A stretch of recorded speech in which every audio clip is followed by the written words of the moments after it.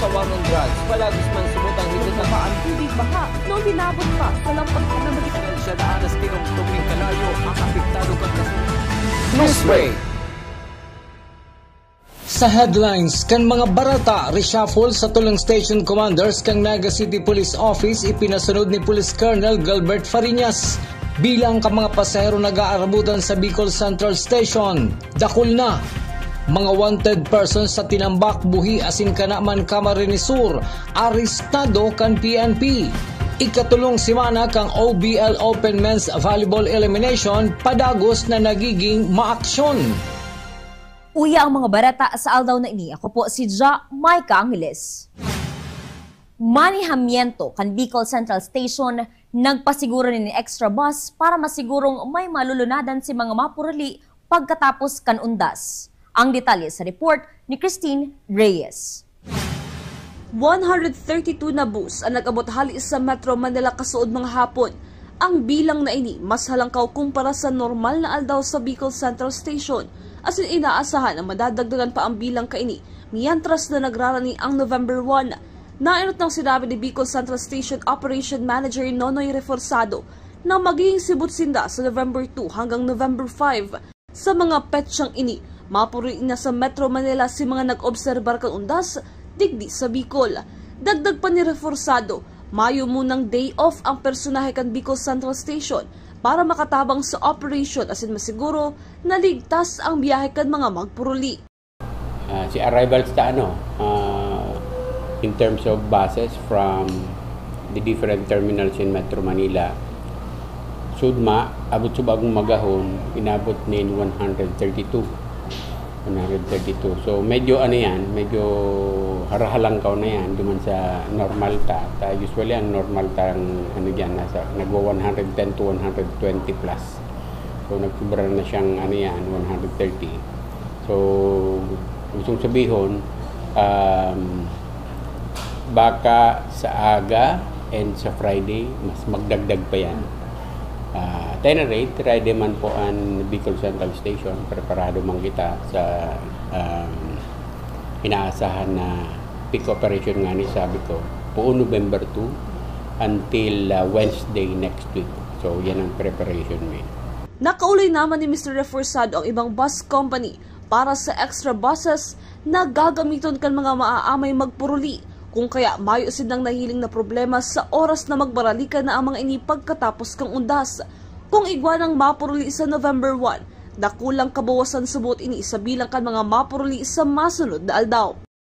Target yun po yan ang target ang pinaka tamalang yan, objective tamalang pag igwa kitang peak operation na piga-handle like November 2. Dapat gabos ng mga pasahero. Yan nahihiling ni kasing kumbaga itong talagang influx ng mga pasahero. Dahil Monday, November 3, may trabaho na.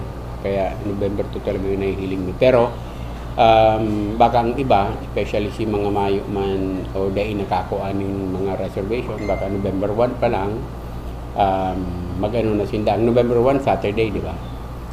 Baka ang iba mag-decide na magbiyahe. So, at least mababawasan kaya nitong pigihiling ng influx ng passenger by November 2.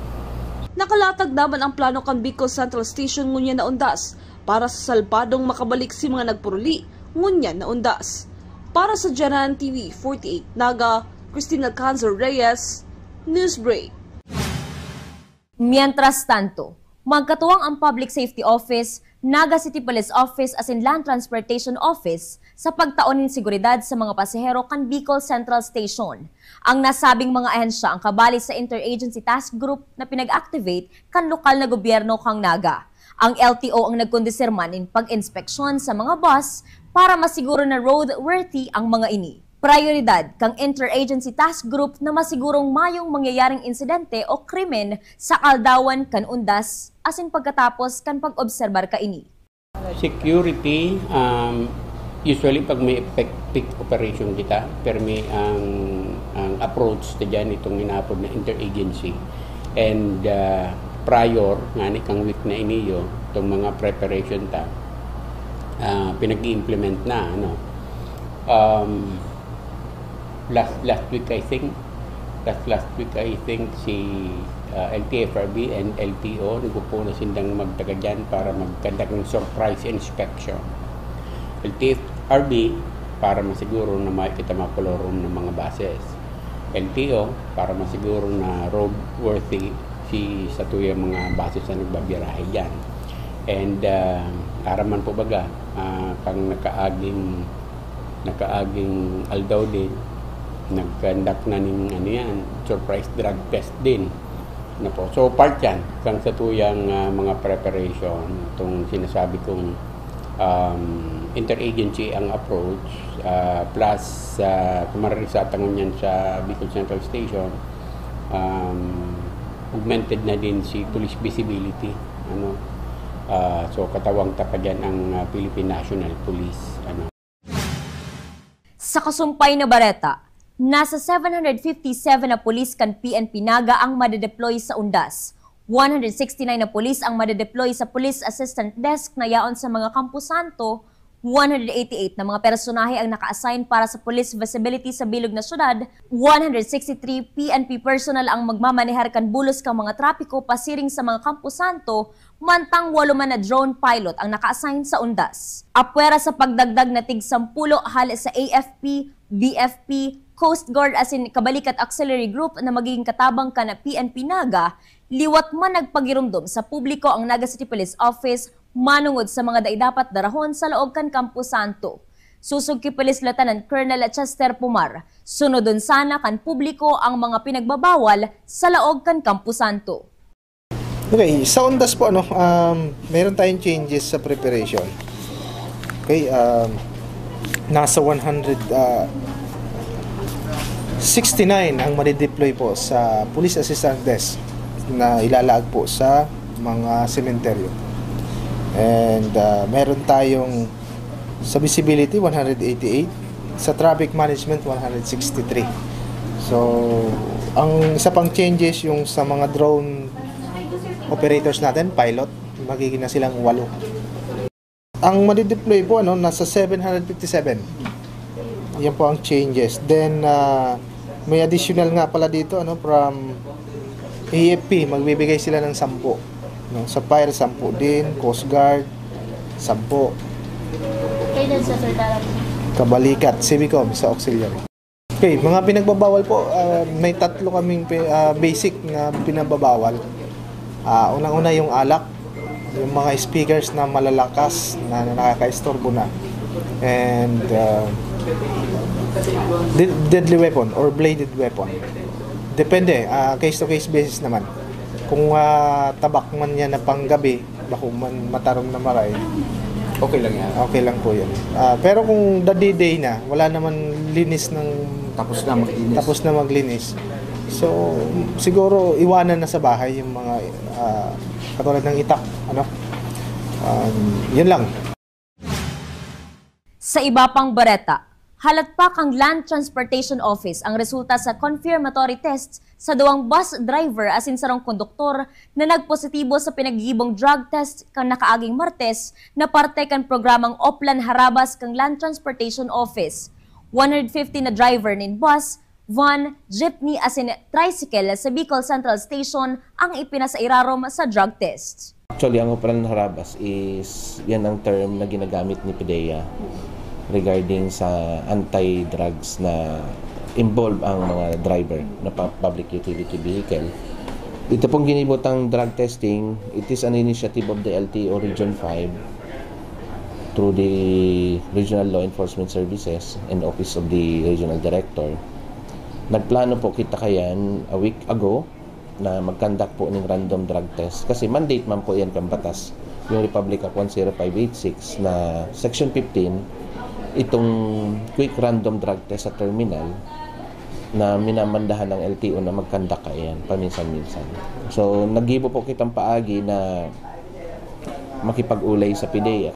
So, nagkasundo na mag-operate, mag-conduct ng random drug test, and it happened Tuesday. Kaso Tuesday, 150 po ang pig random drug test study sa Naga City, involving driver ng mga bus, conductor, pati mga tricycle drivers and jeepney drivers na yaon duman sa palibot kang CBD terminal. Out of 150 po, may tulo kitang tested positive duman sa illegal drugs sa screening test, and then we are just waiting for the confirmatory test. Data po kaya yan pwedeng sabihin na positive na yan sa illegal drugs hanggat hindi po nagluluwas si confirmatory test. Kasi may mga pinapaliwanag po kaya ang mga chemist kaya na pwedeng may reaction naman sa chemical na sa pag-test sa kit, pero mahaharaman man yan kung anong klase yung reaction na ito duman sa confirmatory test, kung illegal drugs ba siya o ba dahil may iniinom lang na bulong ang sarong driver. Mientras tanto, urual daw ang pag-check ng Land Transportation Office Naga sa Bicol Central Station para hilingon kung roadworthy ang mga bus na yaon digdi. Susog kay LTO Naga Division Head Glenn Mancera, 20 na bus sa bilog na Bicol Region ang nanotaran na dai roadworthy, asin dai pinagtutugutan na makapagbiyahe huli sa kakulangan ng fire extinguisher, kalbo ang mga gulong, asin may depektong accessories. Nakikipag-kooperar man subot ang mga driver asin pinagpapakarayman ang mga kaipuhan para makabiyahe sa tinampo. Ang pagirumdom kang LTO na siguraduhon na nasa tamang kondisyon ang mga bus para makaiwas sa anuman na aksidente. Actually, aral daw po ang check sa terminal. May mga different teams kita na nakadeploy, and nag-start po kita October pa October 20, nag-start na po kita. And nasa second phase na po ang implementation kan sa Moyang Oplan Undas. May mga dai po roadworthy and data to po pigtugutan na magbiyahe.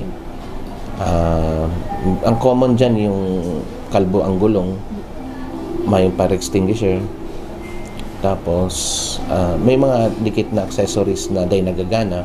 For example, yung mga tail light, saro lang ang nagagana. Data po yung tinutugutan. It will compromise safety. Yun ang issue dyan. So, okay man ang mga bus operator pag nasisita, nagko-comply man para makabiyahe din sila. Iba kaya itong pig-inspecta siya na day nagdadalagan, may man TOP na ini-issue ang LTO kaya. Kasi it's not a moving vehicle. It's a warning, Pero kung iluwas nila ito na ibiyahe nila at madakop yan roadside, mas grabe ang abuton nila. Padagos sa mga bareta, PNP Milaora preparado na sa paabuto na undas. Police Assistance Desk inilatag na. Ang detalye sa report ni Cristina Valenzuela. Sa Milaor, Camarines Sur, nakaintak po ngunyan hasta sa Nobyembre 1 ang 28 personay kang Milaor Municipal Police Station mientras na parani na ang kasilibutan. Sarong aldaw bago ang undas. Opo, intak po tayo. Recall po lahat. All 28 strong policemen ng Milaor is duty po simula ngayon. Pinagbisita naman kasuudma kan PNP Milaor ang Milaor Roman Catholic Cemetery sa Zone 2 del Rosario kan nasabing Banuaan. Sinabi ni Police Major Rosalinda Moises, hepe kang istasyon, mabugtak sinda ning command post sa entrance kang Campo Santo para mamonitor ninda ang mga maralaog asin maruluwas digdi. Katabang man kan PNP Milaor ang Milaor Municipal Disaster Risk Reduction Management Office asin kabalikat sa pagmantiner kan pasi orden asin pagmanihar kan bulos kan trapiko. Yeah, actually kahapon pa kami nag-start ng well, kasama naman namin sa ang ating MDRR, meron tayong kabalikat. Magtatayo tayo ng command post dito sa may harap ng sementeryo, and then para i-check yung mga papasok at saka palabas ng sementeryo, i-check sa klasa kasi alam naman natin, madami tayong pinagbabawal sa loob ng sementeryo. Bawal po ang alak, bawal ang mga matatalim na bagay, and then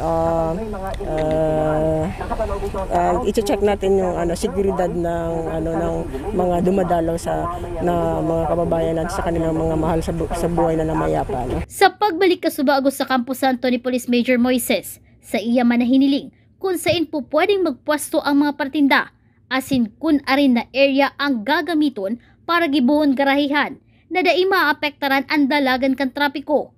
Ilalatag kung saan yung mga dapat yung mga nagtitinda, kaya tayo nandito ngayon, kung saan lang dapat pwede mag-park para sa kaayusan ng definitely magkakaroon ng traffic flow, yung ayusin natin yung traffic flow natin dito, and ayun. Para mayong makalusot ning arak sa Campo Santo, o anuman na bagay na higot na pinagbabawal kang otoridad.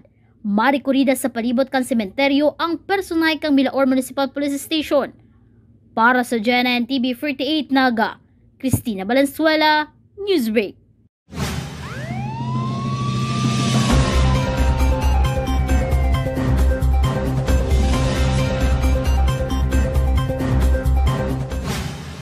October 30, 1997, kan iluwas ang warrant of arrest para sa kasong robbery in band laban sa akusadong si alias Unyong kan Tinambak, Camarines Sur. October 29, 2025 o makalis ang 28 taon na aresto ang nasabing akusado sa Barangay San Isidro, Tinambak, Camarines Sur sa pangingenot kan mga operatiba halis sa Tinambak Municipal Station. Pinagtutugutan man kan korte na makapagpiyansa ang akusado sa kantidad na 98,000 pesos para sa tulong magkasuway na kasong pinagsangat sa iya. Nasa custody ngunyan kan Tinambak Municipal Police Station ang nasabing akusado. Sa ibang police report, 4 counts in pagbalgara sa Section 1A kan Republic Act 7610 ang kasong isinaangat kay alias Berto, 34 years old kan Buhi, Camarines Sur, kaya siya pinagpaluwasan in warrant of arrest kan Family Court 5th Judicial Region Branch 7 sa siyudad ning Iriga. Si alias Berto ang inaresto kasudma sa Barangay Santa Cruz, Buhi, Camarines Sur. 80,000 pesos ang piyansang pinagrekomendar kan korte para makaluwas siya sa karsel. Rank number 7 Municipal Most Wanted Person sa nasabing banwaan ang akusadong si alias Berto. Sa iba pang police report, sa New Panadero Street, Barangay 892, Santa Ana, Manila naaresto kan mga operatiba halis sa Kanaman Municipal Police Station katuwang ang Santa Ana Police Station No. 6, Manila Police District ang akusadong si alias Erson, 31 years old, soltero asin mayong trabaho asin may kasong frustrated murder. Ang warrant of arrest ang ipinaluwas kan RTC Branch 23 sa siyudad ning Naga asin may pinagrekomendang piyansang 200,000 pesos. Nakalista man ini sa PNP Kanaman bilang rank number 3 Municipal Most Wanted Person. Padagos sa mga bareta, reshuffle sa tulong police station sa Naga City Police Office ipinasunod. Ang detalye sa report ni Cristina Valenzuela. Tayo na reshuffle dito sa NCT.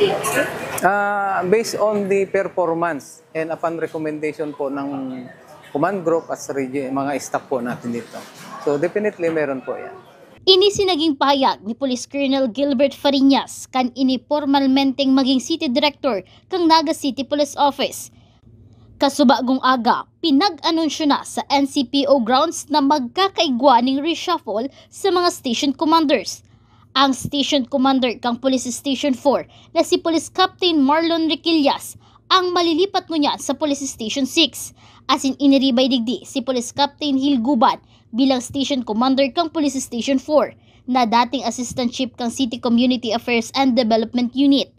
Mantang si Police Major Louie Ordonez Jr. na dating Station Commander kang Police Station 6 ang ibubugtak ngunyan sa Police Station No. 5.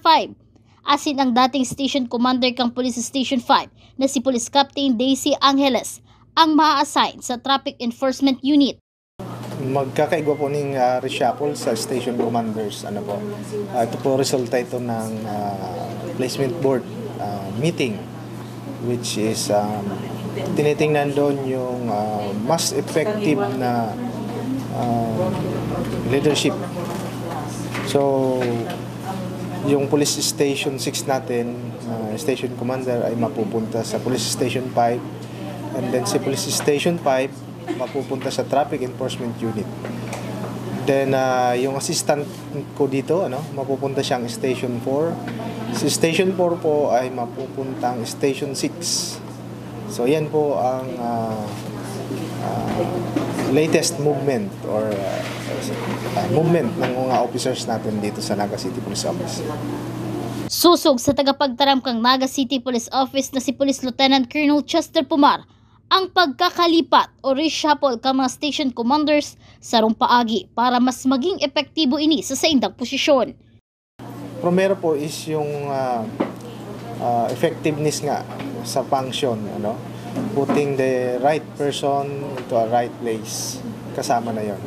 Pangalawa is may mga requirements kasi ang sa tuyang city director na kaipuhan mo comply. So best solution. kasama na dyan yung sobrang, yung long stay niya, no? Sobrang tagal niya na. Kailangan niya rin mapuntahan yung ibang area, no? For more knowledge sa management. Kasi iba-iba baga ang lugar, iba-iba rin ang, may kanya-kanyang peculiarity. So, kailangan maikot din nila yan. Kaiba na po yan, yung familiarization na nabibridge, yung mga personnel niya, halos na sila, magkapadi-padi na, kinuha ng mga ninong-ninong. So, isa rin yun. Minsan, nakaka-apekto po yun sa management. Huli kaini, asahan man na magkakaigwa pa ng reshuffle sa bilog na PNP Naga base sa magiging performance kang mga PNP personnel.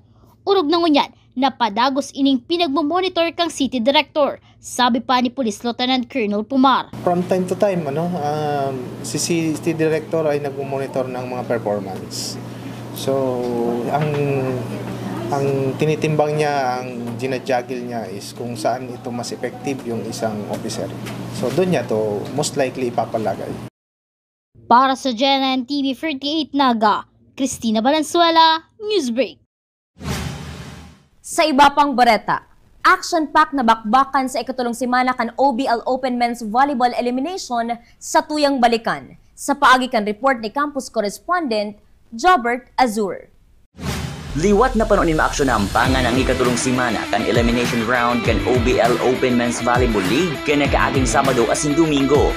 Overreceive, Rica Huerta setting up his Umbrog. Estrella continues. Braboneria setting up Micalier and Micalier. Chance ball. October 25 sa Game 1, pinuklan tulos kan BMC Health Defenders sa UNC Greyhounds ang laban kung saan ginana kan Greyhounds ang tulong set kan kawat. Matrayong kung ginanaman kan Tiger Men's Volleyball Team ang Game 2 kontra sa Magaraw Power Spikers. Day pinaunrahan kan Tigers ang kalaban na team tapos ganaon ang tulong set sa match. Tulong set man ang ginana kan Suyan Bao Volleyball Club kontra sa Ateneo Golden Knights sa Game 3 na makapugol hinangos bantang ang duwang teams nagkariribayan ng puntos. Sa Game 4 na mayagpagan na Ariba Iriga laman sa TGCB Volleyball Sorsogon matapos ganahon kaini ang tulong set. October 26 sa Game 1, iwat na nagkurit ng kapangganahan ang Suyan Bao Volleyball Club kanda ugon kaining duwang set ang Magaraw Power Spikers. Liwat na naggamada ng puntos ang Tiger Men's Volleyball matapos daugon ang TGCB Volleyball Sorsogon sa Game 2. Tulong set liwat ang dinominar kan Tigers. Sa labanan kan Ariba Iriga asin UNC Greyhounds, naibol sa kan Iriga sa ilang ikaduwang gana sa Week 3. Matapos ganaon ang tulong set kontra Greyhounds. Nakabawi man ang Ateneo Golden Knights sa Game 4. Kanda ugon kaining tulong set ang BMC Health Defenders. Matapos ang ikatulong simba ng bakbakan, 3 wins as in 0 lose ang standing kan Ariba Iriga, 3 wins as in 0 lose ang Tiger Men's Volleyball, parehong 2 wins as in 1 lose ang UNC Greyhounds as in Suyan Bao Volleyball Club, 1 win as in 2 loses ang Ateneo Golden Knights, pareho sa TGCB Volleyball Sorsogon, 0 win pa man ang Magaraw Power Spikers as in BMC Health Defenders. Sa masunod na Sabado as in Domingo, liwat na ang tabayanan ang action-packed na bakbakan kan 8 team sa hardcore. Ang kawat madadala live sa official Facebook page kan Uragon Sports TV as in Uragon Basketball League. Para sa GNN TV 48 Naga, Jobert Azur, Newsbreak. Yan ang mga bidang baratang nakalap kan mas pinakusog na puwersa kan GNN TV 48 Naga News and Bicol Affairs. Day malangon na i-follow sa mga official Facebook page, GNN TV 48 Naga. Padagos kaming mahatod ng mga baratang garantisadong nangingenot as sinapapanahon. I-hit ang subscribe button sa suming official YouTube channel, GNN TV 48 Naga, para updated kita sa mga barata asin istoryang bida, ang Bicolano. Ako po si Ja Mike Angeles, asin ini ang GNN TV 48 Naga, Newsbreak.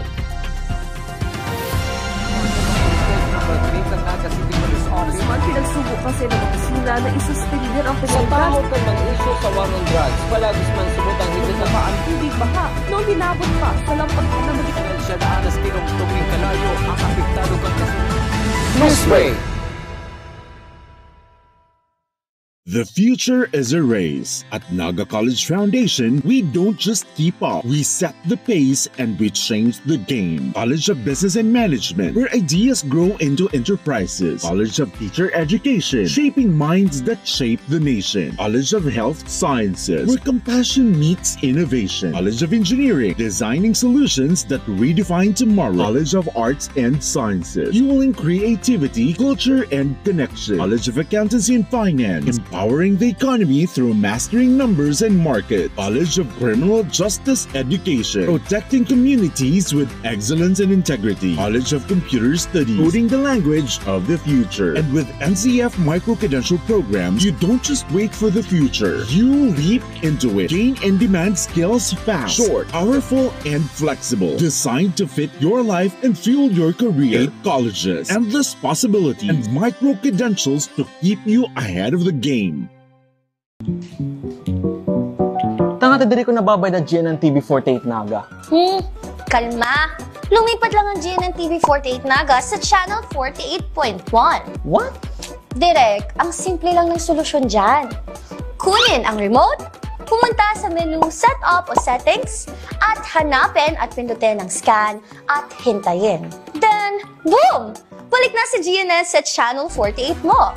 Para sa mga balitang nanguna at napapanahon, at sa mga programang suwak sa panlasa mo. Tutok lang sa GNN TV48 Naga, Bida ang Bicolano!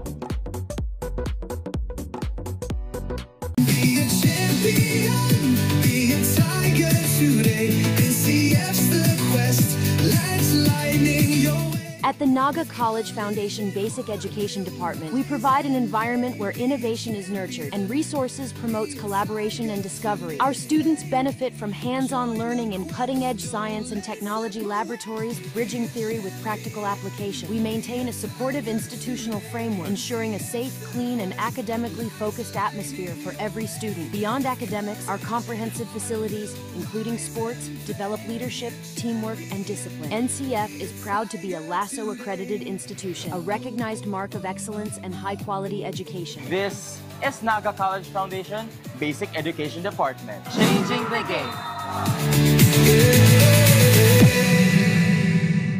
At NCF, we're all about that holistic grind. Hands-on training, real-world experience, and affordable education that gets you industry ready. Shoot to edit, dito from concept to screenwriting.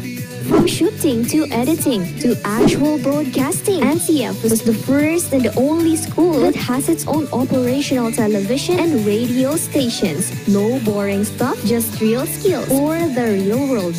Jika na ba?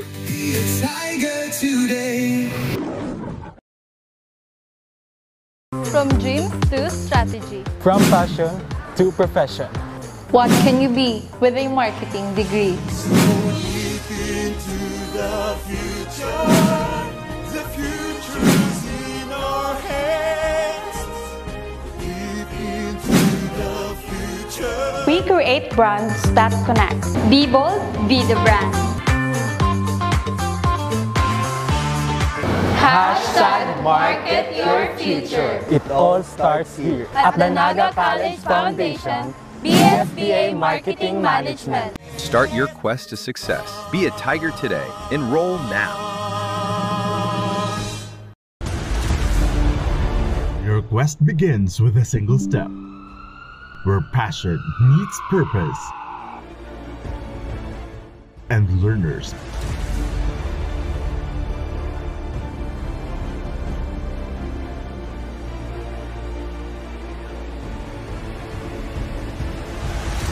become leaders. This is where champions in healthcare are made, with AI-powered, world-class, real-life simulating laboratories, top-tier clinical instructors, healthcare industry innovation-focused curriculum, and skills management. The Naga College Foundation College of Health Sciences is your premier choice in excellent healthcare education.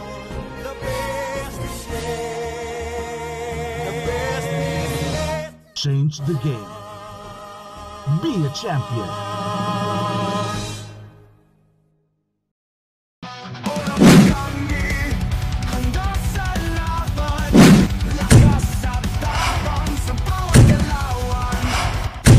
Ano, morag ka?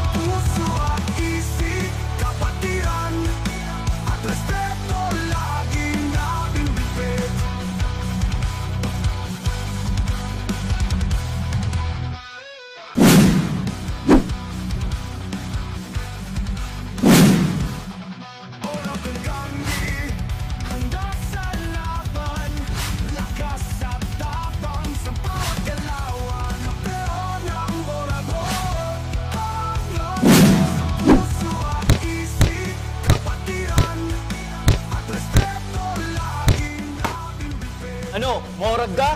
Catch Uragon Basketball League on Uragon Sports TV. Liga ng mga Kampiyon!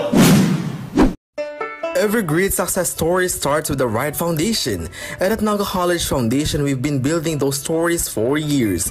Here, we don't just teach, we empower. We don't just educate, we inspire. This is where your winning journey begins. Whether you're a dreamer, a doer, or a visionary, NCF is the place that prepares you to achieve greatness. It's not just about the future, it's about today, taking the steps that make you a winner in every sense, with an affordable tuition, quality education, and excellence in 22 sports programs, which NCF only has in a whole Bicol region. At NCF, we've built a system that's designed for one thing, your success. The strength of NCF is in its system, a system built for real-world readiness. From modern facilities to internship that bring learning to life, we ensure you gain the skills that matter. It's a system that's designed with your future in mind. Join us as we take you through the world-class facilities and departments that have shaped some of the most successful graduates, from leaders in business to innovators and technology to change makers in health and society. The College of Arts and Sciences is where curiosity meets creativity. With state-of-the-art laboratories and innovative curriculum, the students in CAS are not only gaining knowledge, they're creating breakthroughs. At the College of Criminal Justice Education, we turn passion into profession. Our students are immersed in practical training and a real-world application, becoming expert in law enforcement, criminology, and legal studies. The College of Business Management is a breeding ground for future CEOs, entrepreneurs, and business leaders. With cutting-edge facilities and industry partnerships, CBM students are prepared to lead with innovation and vision. At the College of Accountancy and Finance, we are molding future financial leaders with access to modern accounting software, hands-on practice and financial management, and a focus on real-world financial strategies. CAF prepares you to tackle the complexities of global markets. The College of Health Sciences is where tomorrow's healthcare leader takes shape. Whether it's nursing, medical technology, or biology, our students are immersed in the latest technology and real-world medical practices. At the College of Engineering, we don't just teach you how to solve problems, we teach you how to create solutions. Our students are equipped with the tools and the knowledge to tackle the challenges of tomorrow, from infrastructure to technology and everything in between. The College of Computer Studies is where technology comes to life. Here, students dive deep into software development, IT, and computer professionals to become digital leaders who shape the tech industry. The College of Teacher Education is where future educators learn to inspire, lead, and make a difference. With hands-on teaching opportunities and access to modern teaching tools, seated students are equipped to become teachers who shape minds and mold future generations. Ready to join the ranks of NCF's successful alumni? Your journey begins here. And we will always be called as tigers with fierce fangs and claws to conquer the burning success. We are the home of the champions. As we create honorable titles and names for our institution, we leap into the future as we engage ourselves into modernity and innovation. Rise with the strength of Tigers. Choose NCF.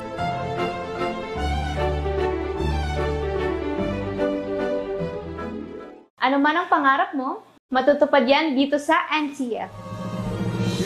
College of Computer Studies,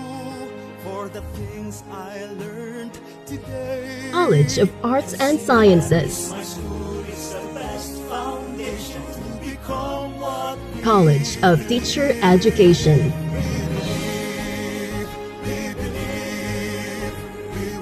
College of Accountancy and Finance, College of Business and Management,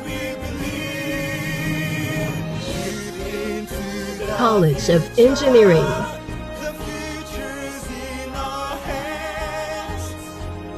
College of Health Sciences, College of Criminal Justice Education. Let your quest begin here at the Naga College Foundation, because we don't just educate, we elevate. Experience NCF high-quality education and be part of the community of champions. Be a Tiger now. Leap into the future. At the heart of every dreamer lies a future of limitless possibilities. At Naga College Foundation, we understand the journey. With proper guidance, inclusive community, and state-of-the-art facilities, your dreams can become a reality. We are a training ground for future innovators, where quality education continues to thrive and service meets excellence. We develop students for more than a career. We equip them with the right skills and attitude to leap into a future of limitless possibilities. Your future is waiting. All you have to do is to begin. Meet your future self and choose NCF.